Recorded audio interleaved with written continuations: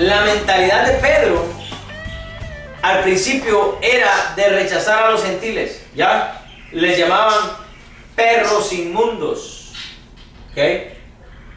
Les llamaban, en hebreo hay una palabra que se llama sheket, que significa inmundicia, ¿ok? Abominación, hermano. Así era el pensamiento de los judíos en aquel tiempo hacia nosotros los gentiles, porque nosotros no somos judíos, somos gentiles. Entonces, el pensamiento de Pedro, Dios lo cambió cuando dejó caer aquellos 3 lienzos y les dijo con animales inmundos, animales cuadrúpedos, terrestres, reptiles, y le dice, come. No como porque nunca he comido cosa inmunda ni comeré. Y Dios le dijo, no llames tú común lo que yo he limpiado. ¿Ok? Esto se repitió por 3 veces. Subió el lienzo, bajó el lienzo segunda vez, subió el lienzo y bajó el lienzo por 3ª vez, y Dios en las 3 veces le dijo, come. Y Pedro le dijo, no, porque nunca he comido cosa común, animal común. Y Dios le dijo, no llames común lo que yo he limpiado. Mi primera pregunta sería, ¿estaba hablando Dios de animales en ese momento? No. El contexto en el libro de Hechos, en el capítulo 10, no dice que era de animales. Dios usa el simbolismo de animales inmundos. Dios usa el simbolismo de animales, como le llama ahí, común. Él estaba ejemplificando algo para dar una enseñanza. Y la enseñanza no era de que el animal, los animales que él había bajado, ya Dios los había limpiado. La enseñanza era que lo que ellos pensaban de los gentiles como a esos animales inmundos, Dios le dijo, no llames común lo que yo he limpiado.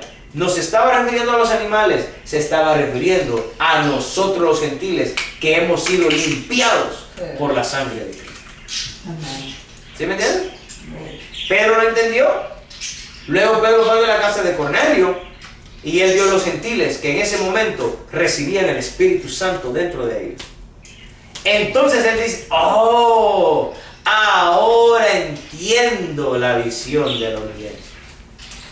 Dios no hace acepción de animales.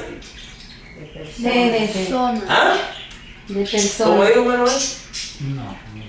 No dice, Dios no hace acepción de animales, ¿no dice? Dios no hace acepción de personas. Entonces el contexto de los lienzos no eran animales, hermano. Eran personas, éramos nosotros los gentiles. Y la mentalidad de Pedro fue cambiada. Ahora Pedro comienza a ver a los gentiles de una manera diferente. Ya los comienza a aceptar, ya se comienza a juntar con ellos. Ya dice, ok, nosotros fuimos testigos de cómo Dios les dio el Espíritu Santo como a nosotros al principio. Allá en Hechos capítulo 2. ¿Ok? Pero ahora está defendiendo a los gentiles. Y en una de esas, Pablo y Bernabé se fueron a predicar a los de la incircuncisión, que son nosotros los gentiles. A los gentiles, estaban allá por Antioquía. Y pasaron los días y Pedro le dieron ganas por ir a visitar a Pablo. Y fue. Y cuando estaba allá, como Pedro ya no tiene el pensamiento de los gentiles, como que son inmundos, como que son comunes, entonces Pedro estaba relacionándose con los gentiles. Pedro ya no le daba miedo juntarse con los gentiles porque sabía cuál era la verdad del Evangelio. ¿Cuál es la verdad del Evangelio? Es que Dios no hace acepción de personas. Y Dios va a salvar a los judíos por su fidelidad y va a salvar a los gentiles por su fidelidad también. No hay diferencia. Por tanto, dice la Biblia, ya no hay judío ni gentil. No hay judío ni griego. No hay pobre ni rico. No hay esclavo ni libre. Porque en Dios todos somos iguales. Nadie vale más que nadie. Pero miren yo cuántos diplomas tengo ahí. Yo tengo que valer más que ustedes, ¿o no? ¿Sí o no? No, hermano. Ante el hombre sí, pero puede ser. No, pero es que yo no estoy hablando de los hombres, estoy hablando de Dios. no. Iguales. Aquí somos igualitos usted y yo, hermano. Igualitos. Ese montón de papeles que están ahí no son nada, hermano. Ustedes y nosotros somos idénticos para Dios. Nadie vale más que nadie. Solamente Dios se digna de usar a unos más que a otros, pero en valor, en salvación, en cuanto a la gracia, nadie vale más que nadie. ¿Sí me entienden? Por ejemplo, tenemos un gran respeto a Pablo, ¿verdad? ¿O no? Él es una persona superior. Pero delante de Dios, en cuanto a la gracia, Iguales. nadie. Él no merece más la salvación que yo. O yo por tener estudios no merezco más la salvación que ustedes. Nadie merece la salvación. ¿Ustedes merecen la salvación? ¿La merecen? No. No, por nosotros mismos no, claro que no. Entonces no la merecen. No se merece. La salvación no se merece. Sí. Usted se merece al final de la semana, usted se merece un sueldo. Porque trabajó la semana. Sí. Se lo merece su sueldo. Pero si no trabaja, ¿se lo merece el sueldo? No. No se lo merece. Ya si su jefe le dice, oye, ¿sabes qué? Te voy a pagar la semana. Eso es gracia. Sin haber hecho nada. Sin haber hecho nada. Eso es Sin gracia. obra alguna. Sin obra alguna. Entonces, ¿hay que eliminar las obras? No. No. No. Claro que no. Entonces eso es la controversia que a veces me plantean a mí. Me dicen, pero entonces ¿de qué sirven las obras? Si no te salvan las obras, ¿de qué te sirven? Y yo le digo, es que la obra no te salva. La obra es una evidencia de que tienes la salvación. De que Cristo está en tu vida, Él te va a mover ahora a hacer obras. Pero si tú dices que Cristo está en tu vida y no tienes obras, entonces como dice Santiago, muéstrame tu fe sin tus obras. Yo te mostraré mi fe por mis obras. Hermano, eso es diferente. En otras palabras, yo le puedo decir a usted, muéstrenme que ustedes son salvos sin obras. No se puede. Yo le- Esa es el fruto. Es la evidencia, es el fruto. Yo les voy a mostrar mi salvación por mis obras. No estoy hablando de que la salvación la recibí por obras, sino que la salvación se da a conocer por las obras que uno hace. Uno demuestra que tiene la salvación al hacer obras. Entonces la obra no hay que eliminarla, solo hay que saberla colocar. ¿Ok? En el lugar que corresponde. La obra no es antes de la salvación, sino es primero la salvación y después las obras. O sea, producto de la salvación. Producto de la salvación son las obras. Lo que nos traerá, aparte de la salvación, lo que nos traerá un galardón en el cielo. Tinita tiene la salvación, ¿sí o no, Tinita? Primero Dios. Primero Dios, claro que sí. Pero si ella no odia a nadie, tendrá un premio por eso. Pero es que ese premio no juega con la salvación. Ella ya tiene la salvación. Al pecar, perdemos un premio. Y al hacer una cosa buena, ganamos un premio. Pero esta salvación está garantizada, porque fue por Gracias. Entonces, Pedro está ahorita con los gentiles, están disfrutando, ahora les voy a hacer, aquí son la pregunta que yo les quiero hacer. Pedro, quien primero no se juntaba con los gentiles, Dios le ha cambiado su pensamiento. Y como Dios le ha cambiado su pensamiento, hoy no tiene ningún problema con juntarse con los gentiles. Viene a Antioquía, donde está Pablo y Bernabé y los gentiles, y Pedro viene y se goza en medio de los gentiles. Ya no les tiene miedo, ya no les tiene asco, ya no les tiene... Ya no lo rechaza. Ya no lo rechaza. y está gozando, está disfrutando. El problema fue cuando vino un grupo de judíos. Y dijimos que hoy vamos a aclarar aquel problema de que Jacobo al principio defiende a los gentiles y les dice, no, ellos tienen que venir a los pies del Señor Jesús. Pero luego, en este versículo, en el capítulo 2 y versículo 12, dice, pues venían algunos de parte de Jacobo, dice. ¿Qué significa venían de parte de Jacobo? ¿Qué le había mandado? Y él los había mandado, ¿verdad? Entonces ellos venían y estaban diciéndole a los gentiles, no, es que ustedes están mal, ustedes tienen que circuncidarse para poder ser salvos. Jacobo los había mandado. Ellos estaban haciendo las cosas mal. ¿Venían de parte de quién dice? De Jacobo. Jacobo. Miren lo que hace la traducción ahí.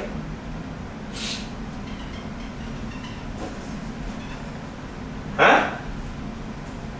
Y entonces, ¿cómo es que en Hechos 15 Jacobo es el que se levanta y dice, oigan hermanos, en la asamblea, oigan hermanos, miren, nosotros no podemos rechazar a los gentiles. Los gentiles, como le fue revelado a Pedro, los gentiles han sido escogidos por Dios también. Dejen que vengan y que se abstengan de tres cosas, de sangre, de asesinato, de fornicación, ¿verdad? De ahogado, dice. Entonces, dejen que vengan. Poco a poco ellos van a ir aprendiendo con respecto de la ley, con respecto de la palabra de Dios, poco a poco. Y hoy está diciendo aquí en Gálatas que Jacobo los mandaba. Y mire lo que dice, pues antes que viniesen algunos de parte de Jacobo, dice, comía con los gentiles, pero después que vinieron se retraía y se apartaba, porque tenía miedo de los de la circuncisión. ¿Sí? ¿Cómo podemos solucionar esto de que Jacobo los mandó? Y dice, ¿qué cosa? Resulta que en griego la palabra que aparece ahí es la palabra apo. Así. ¿Ok? Apo. Lo que ha sido traducido como, oigan esto, de parte de Jacobo. Entonces, para que los judíos lleguen allá y comiencen a decir que tienen que circuncidarse para ser salvos, ¿la culpa de quién era entonces? Según ahí de Jacobo. De Jacobo, porque ellos iban de parte de Jacobo. En la traducción en lenguaje actual, oiga lo que dice. Lo quiero leer porque es importante que nosotros examinemos las versiones. Mire lo que dice el mismo pasaje en la traducción en lenguaje actual. Dice,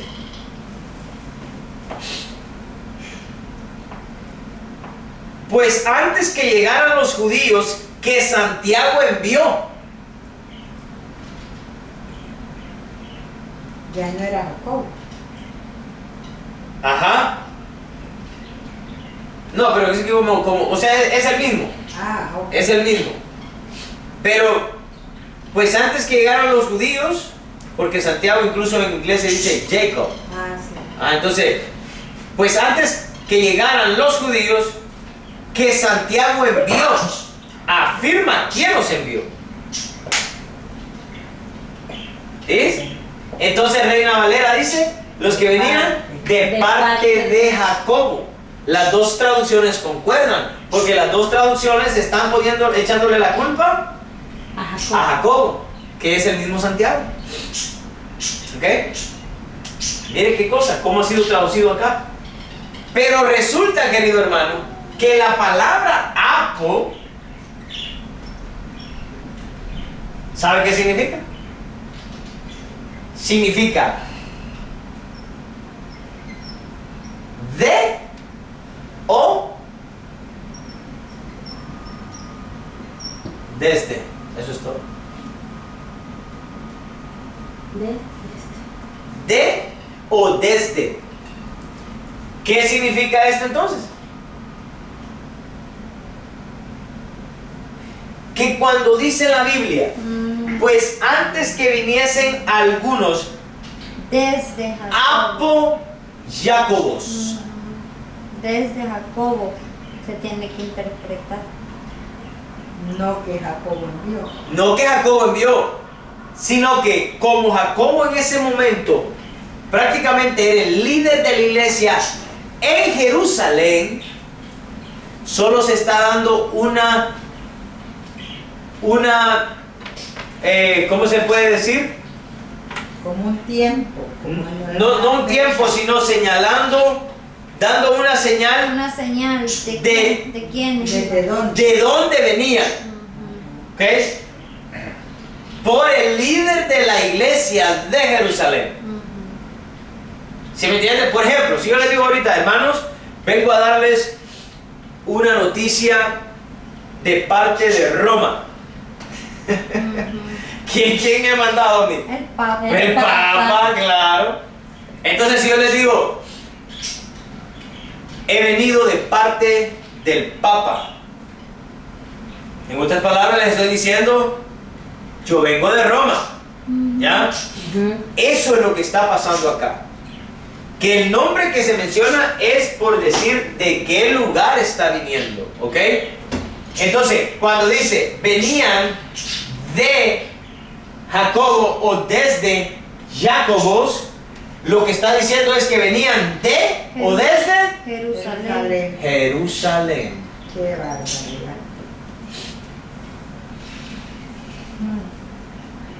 ¿Ah? Apo, de o desde. Y, Eso. y la palabra apo es Griego. Es griego. griego. Ujú.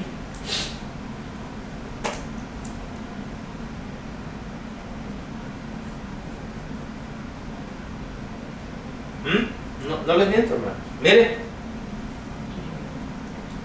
Apo, from. ¿Ah? Apo, from. ¿Qué significa from en inglés, Cristian? ¿De dónde? Entonces ya no es de parte, sino ¿de dónde? ¿De dónde? ¿De dónde? O país. El lugar. Es lugar, Lugar. no es persona. Persona. ¿Ya? Porque ahí lo que cambia. Aquí está en de internet, parte, Apo. Porque de parte From. es a cumplir una orden de alguien. Exacto. ¿Ya? ¿Ya ve cómo nos cambia? Entonces vienen muchos y dicen que Jacobo era el líder de los de la circuncisión.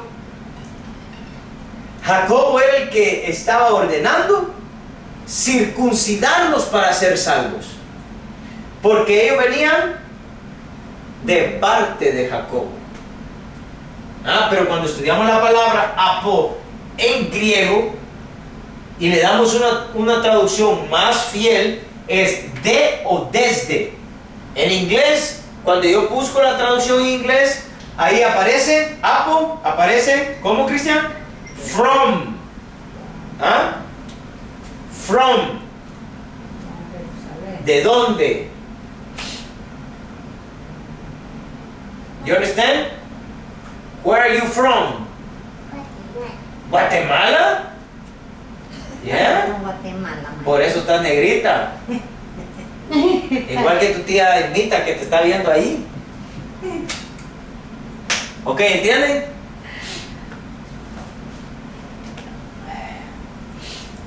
Comía con los gentiles, pero después que vinieron se retraía y se apartaba, porque tenía miedo de los de la circuncisión. Y en su simulación participaban también los otros judíos, de tal manera que aún Bernabé también fue arrastrado por la hipocresía de ellos. Ahora yo quiero hacerles una pregunta acá. Dice, pues antes que viniesen algunos de... Ahora, ¿cómo vamos a decir ahí? Desde De Jerusalén. Exactamente. Ok, vamos a profundizar un poquito más. Lo que está diciendo ahí es, hermanos, que acuérdense que al principio en el libro de Gálatas dice pues algunos hermanos se infiltraban a escondidas para espiar la libertad que tenemos en Cristo. O sea, era un grupo secreto el que andaba, iglesia que llegaba Pablo y Bernabé y se iban, iglesia que caían los de la circuncisión a envenenar, a arruinar todo lo que Pablo y Bernabé andaban haciendo. O sea que ellos iban detrás de Pablo y Bernabé arruinando las enseñanzas de Pablo y Bernabé. ¿Ya entienden? Sí. Tanto que estos odiaban a Pablo y a Bernabé. Los odiaban. Incluso en el libro de Hechos, ellos declaran que no van a descansar hasta no darle muerte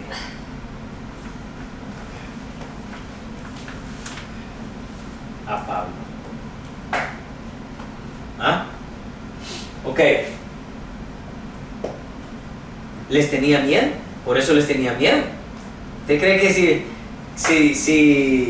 si anda un grupo ahorita buscándonos a nosotros para matarnos y nosotros y nos dicen, por ejemplo, yo estoy en una calle por allá con algunos amigos y llega algún amigo y me dice, hey, ahorita vienen aquí unos de aquel grupo que no, y yo me voy a quedar ahí? No, pues. No, a ver. ¿Por qué? Porque me van a matar. Y Pedro tenía miedo que lo mataran.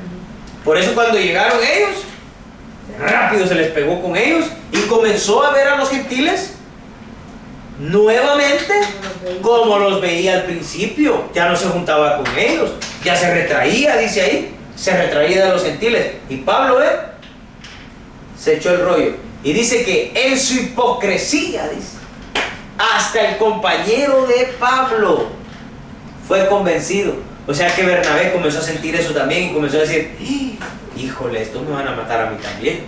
Entonces comenzó también a acercarse más con los judíos de la circuncisión y a hacer un lado a los gentiles de nuevo. ¿Se da cuenta? Pero antes que llegaran los de la circuncisión, ¿qué hacía Pedro y Bernabé? Juntos con los gentiles, comía con ellos, disfrutaba con ellos. Ahora, miren lo que dice acá.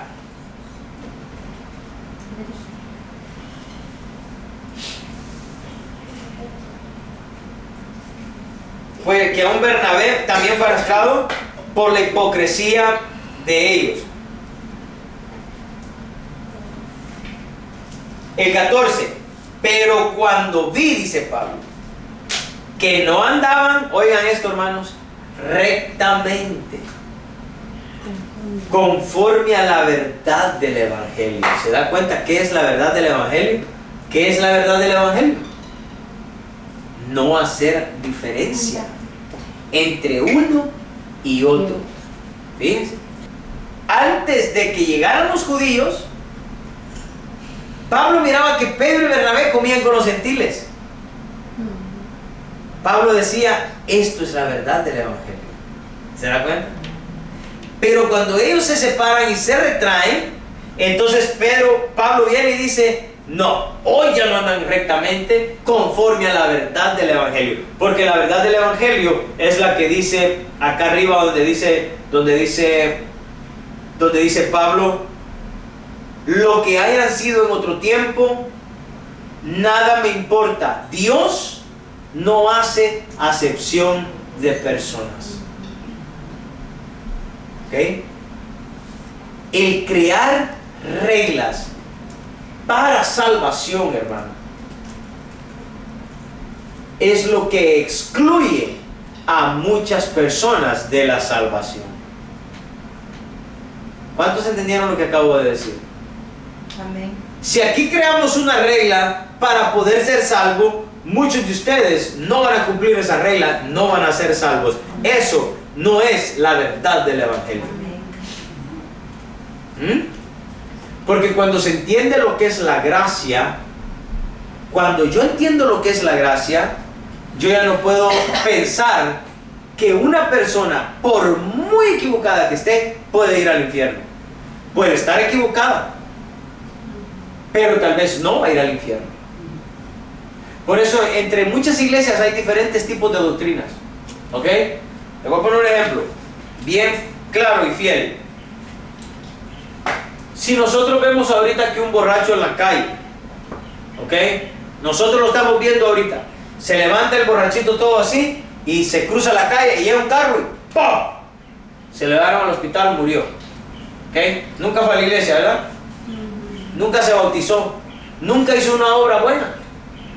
Bueno, y no que acabamos de decir que si se tiene la salvación, se hacen obras, y este murió sin hacer obras.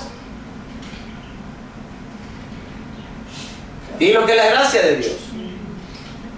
Esta persona, hablaba yo con un amigo hoy, y él me decía, ¿cómo puedes decir que esta persona es salva si murió en su pecado? Y yo le voy a decir una cosa a usted, el querido hermano. Si usted y yo hubiéramos estado parados delante de esas tres cruces donde está Cristo siendo crucificado en ese momento, para nosotros, ahí no hay nadie salvo, solamente Jesucristo. Sí. ¿Usted está entendiendo lo que yo estoy diciendo, hermano? Amén, amén.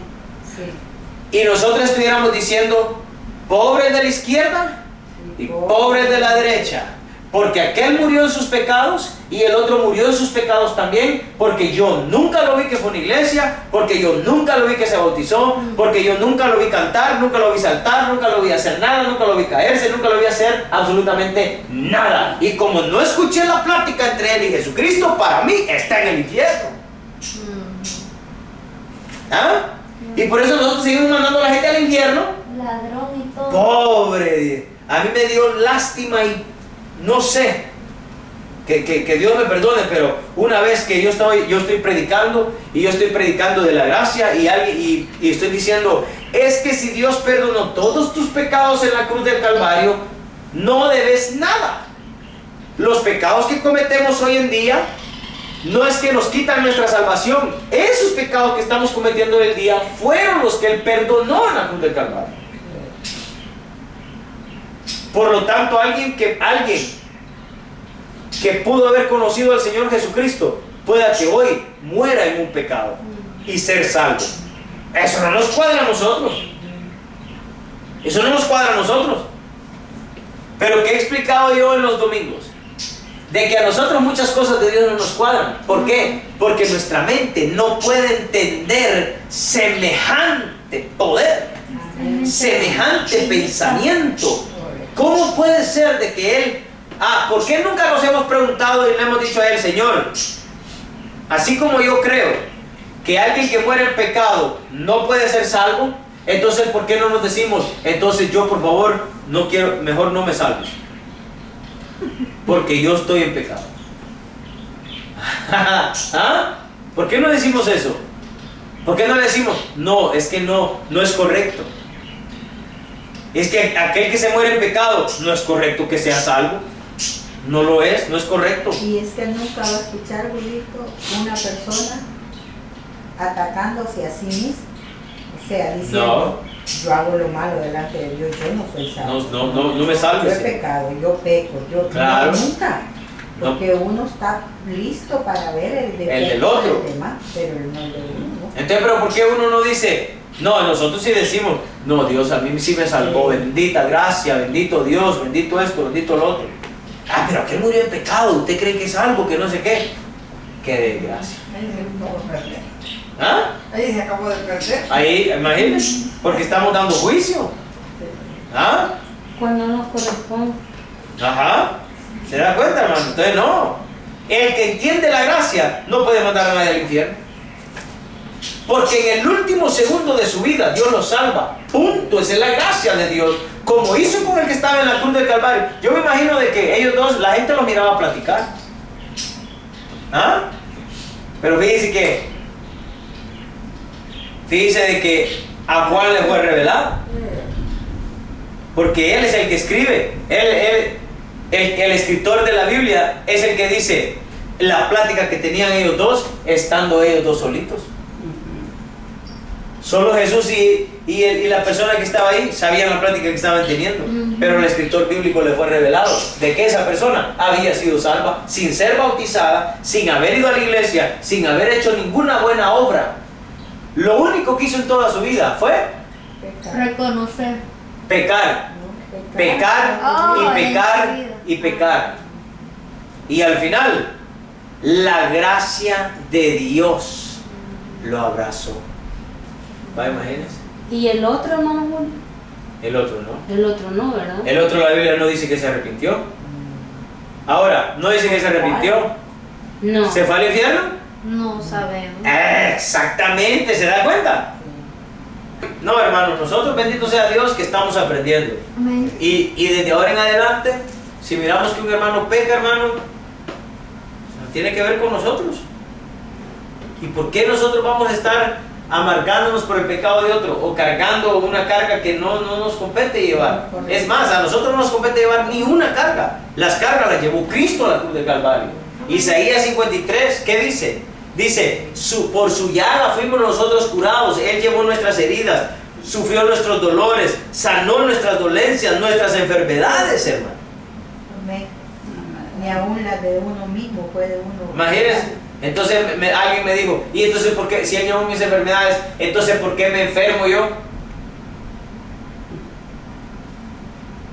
Ok, si él llevó mis enfermedades, ¿por qué yo tengo esta tapadera en nariz que ni el spray me viene desde el cielo? Eso es lo que les iba a preguntar. Porque, ok, si Jesús ya murió en la cruz del Calvario, perdonó nuestros pecados, y ya somos salvos por gracia. Y cuando estamos en tribulación, ¿por qué le volvemos a pedir al Señor, Señor, te entrego mis cargas, si ya las llevó? Si ya Él no nos perdonó, si ya Él nos salvó, y nosotros volvemos a decirle que nos lleve las cargas y que no sé qué. Sí. O sea, Lo que pasa es que pensamos que las cargas que Él se está llevando es que no pagamos la renta, que nos quedamos sin trabajo. Señor, si tú estabas supuesto a llevarte esta mi carga, que no tengo trabajo, ¿y por qué no te la llevas? Queridos hermanos, no está hablando de estas cosas de este mundo. Está hablando las cargas del pecado, ¿sí me entiende? La separación de Dios y nosotros. Él la quitó de en medio y nos reconcilió con Él mismo, hermano. Esa es la enfermedad del pecado, ¿ya? Por su llaga fuimos nosotros curados. ¿De qué? Del pecado, hermano. ¿Ah? ¿Quieren que lo leamos? Leámoslo para ver qué. ay, Dios mío, dice Dios, ay, hijo más bruto este que tengo, no entiende. Mire, vamos a leer. Mire, dice: ¿quién ha creído en nuestro anuncio? ¿Y sobre quién se ha manifestado el brazo de Jehová? Subirá cual renuevo delante de él, y como raíz de tierra seca. No hay parecer en él ni hermosura. Le veremos más sin atractivo para que le deseemos. Despreciado y desechado entre los hombres, varón de dolores, experimentado en quebranto. Y como que escondimos de él el rostro. Fue menospreciado y no lo estimamos. Ciertamente llevó él nuestras enfermedades y sufrió nuestros dolores. Imagínense. En otras palabras, hermano, lo que él sufrió camino a la cruz, ¿quién lo tenía que sufrir? ¿Ah? Nosotros. El dolor que él sintió con la corona de espinas, nosotros lo teníamos que... Bueno, no nosotros lo hubieran tratado como rey. La corona de espinas es una burla de que él es el rey. Pero la cruz, los latigazos, todo eso, nosotros teníamos que sufrir eso. Él llevó eso por nosotros. ¿Ya?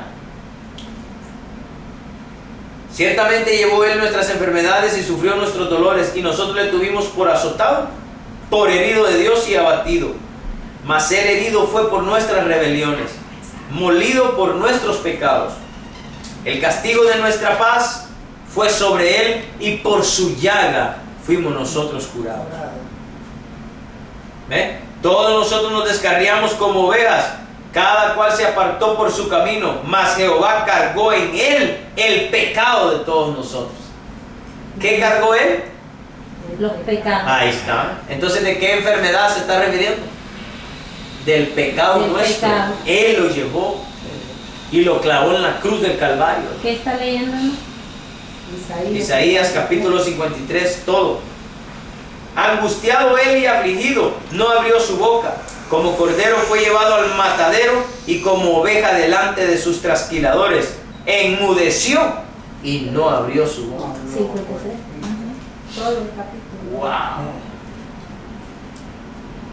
Por cárcel y por juicio fue quitado, y su generación, ¿quién la cortará? Porque fue cortado de la tierra de los vivientes, y por la rebelión de mi pueblo fue herido. Y se dispuso con los impíos su sepultura, mas con los ricos fue en su muerte, aunque nunca hizo maldad, ni hubo engaño en su boca. Con todo eso, Jehová quiso quebrantarlo, sujetándole a padecimiento. Cuando haya puesto su vida en expiación por el pecado, verá linaje, vivirá por largos días, y la voluntad de Jehová será en su mano prosperada. Verá el fruto de la aflicción de su alma.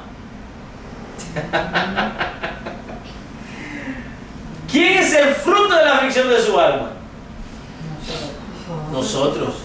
El fruto de su sufrimiento. Verá el fruto de la aflicción de su alma y quedará satisfecho. Uf, my God. ¿Usted cree que cuando Cristo nos ve aquí reunidos, hermano? Aunque mi familia esté en Guatemala, pero ¿usted cree que para Cristo hay una diferencia? No, hermano. Nunca debe entrar una duda, digamos, ahí con ellos y decir, ay, pero es que esto es bien raro, nosotros aquí en la casa, ellos allá, esto como que no tiene sentido. Para Dios no es así, hermano. Amén. Para Dios no es así. En nuestra mente puede ser así, pero no para Dios. Porque cuando Él nos ve reunidos en un solo sentido, sabiendo que el centro de nosotros aquí es Cristo Jesús, Él dice, mi sacrificio, mi sufrimiento, todo el pecado que yo cargué, no fue en vano. Verá el fruto de la aflicción de su alma y quedará satisfecho.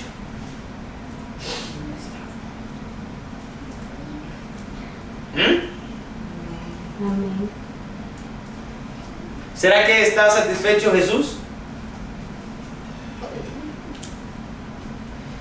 Por su conocimiento justificará mi siervo justo a muchos y llevará las iniquidades de ellos. Por tanto yo le daré parte con los grandes y con los fuertes repartirá despojos. Por cuanto derramó su vida hasta la muerte y fue contado con los pecadores. Mire, hermano. Habiendo él llevado el pecado de muchos y llorado por los transgresores. Mire lo que sufrió Cristo. Pero su sufrimiento hace que hoy al vernos a nosotros, Él esté satisfecho. Él pegue un suspiro y así diga, Valió la pena. todo me está saliendo a la perfección, dice. ¿Usted cree que Él dice, uff, me salió bien esto de dicho? No, Él ahorita pega un suspiro y dice, todo me está saliendo a la perfección. ¿Ah? ¿Se dan cuenta? Hermoso, hermano. Amén. Entonces imagínense, pero cuando vi que no andaban rectamente conforme a la verdad del Evangelio, dije a Pedro, delante de todos, si tú, siendo judío, vives como los gentiles y no como judío, ¿por qué obligas a los gentiles a judaizar?